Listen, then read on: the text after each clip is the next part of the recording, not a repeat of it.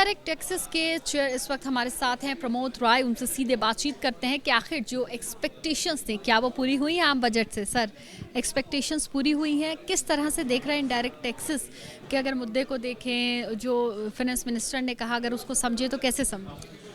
Indirect taxes में जो change हैं वो एक्सपेक्टेड लाइन पे हैं और हमारे इंडस्ट्री के बहुत सारे रिकमेंडेशन थे वो काफ़ी पूरे भी हुए हैं। तो इनडायरेक्ट टैक्स बजट को मैं प्रोग्रेसिव मानूंगा।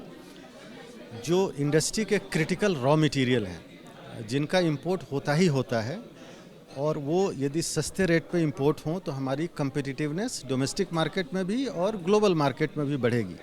तो बहुत सारे इंडस्ट्री के जो रॉ मटेरियल हैं उस पर कस्टम ड्यूटी रिडक्शन हुआ है।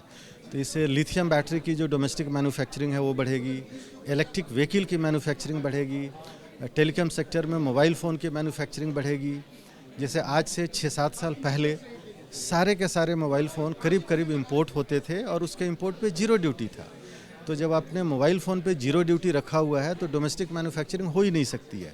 तो गवर्नमेंट ने मोबाइल फ़ोन पे ड्यूटी ला दिया और उसके कंपोनेंट को ड्यूटी फ्री रखा। In that sense also by and large assembly होता था। बैटरी इंपोर्ट हो गया, उसका प्लास्टिक का बैक कवर इंपोर्ट हो गया, यहाँ असेंबली हो गया। नाउ गोइंग फॉरवर्ड अब बैटरी का इंपोर्ट टैक्स फ्री नहीं है, बैटरी के जो रॉ मटेरियल है उसका इंपोर्ट टैक्स फ्री है। सो बैटरी की भी मैन्युफैक्चरिंग यहाँ होगी, उसके आईसी सर्किट्स भी यहाँ बनेंगे। तो आज जो मोबाइल फ़ोन बनेंगे उसमें इंडियन वैल्यू एडिशन बहुत ज़्यादा होगा, उससे एम्प्लॉयमेंट क्रिएशन होगा। तो ये जो इनडायरेक्ट टैक्स के जो चेंजेस हैं वो डोमेस्टिक मैन्युफैक्चरिंग को, मेक इन इंडिया को बढ़ावा देने वाले हैं। मुझे और बताइए सर, और क्या कुछ खास है? क्या इनडायरेक्ट टैक्सेस जो हैं उससे किसी तरह का असर जो है वो एक आम आदमी की ज़िंदगी पर पड़ेगा? जैसे आपने बताया कहीं ना कहीं एम्प्लॉयमेंट अपॉर्चुनिटीज़ जो हैं वो बढ़ जाएंगी। जो डोमेस्टिक मैन्युफैक्चरिंग को इम्पेटस मिलेगा, इससे इसका ट्रिकल इफेक्ट होगा।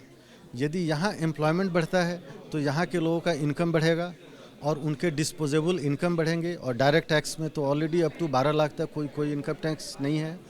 तो इस तरीके से इम्पैक्ट होगा। बट मैं ये नहीं कह सकता कि हाँ इस प्रोडक्ट का गवर्नमेंट ने टैक्स कम कर दिया है, ज़्यादा कर दिया। बड़ी इंडस्ट्रीज़ को कितना फ़ायदा कितना नुकसान? नहीं, सवाल बड़ी और छोटी का नहीं है। जो भी मैन्युफैक्चरिंग सेक्टर में है उसको फ़ायदा है और फोकस थोड़ा सेगमेंट स्पेसिफिक है। जैसे ईवी सेगमेंट को काफ़ी फ़ायदा मिलने वाला है। इंफ्रास्ट्रक्चर रिलेटेड जो कंपनियां हैं उनको काफ़ी फ़ायदा होने वाला है क्योंकि इंफ्रा प्रोजेक्ट के लिए फ़ंड एलोकेशन बढ़ा है। एग्री सेक्टर में जो कंपनी काम कर रही है, फर्टिलाइज़र सेक्टर में काम कर रही है, फर्टिलाइज़र मैन्युफैक्चरिंग में काम कर रही है, उन सबको बूस्ट मिलने वाला है। फार्मा और ड्रग्स की अगर बात करें तो हाँ, जैसे ड्रग्स में जो बल्क ड्रग की इंपोर्ट पे ड्यूटी रेट कम हुआ है तो फार्मा मैन्युफैक्चरिंग इंडस्ट्री को उसका फ़ायदा होगा।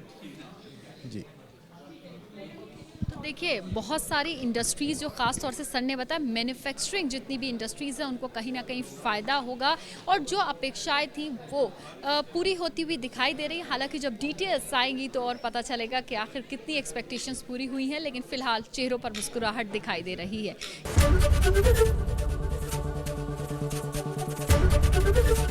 एबीपी गंगा, खबर आपकी, जुबान आपकी।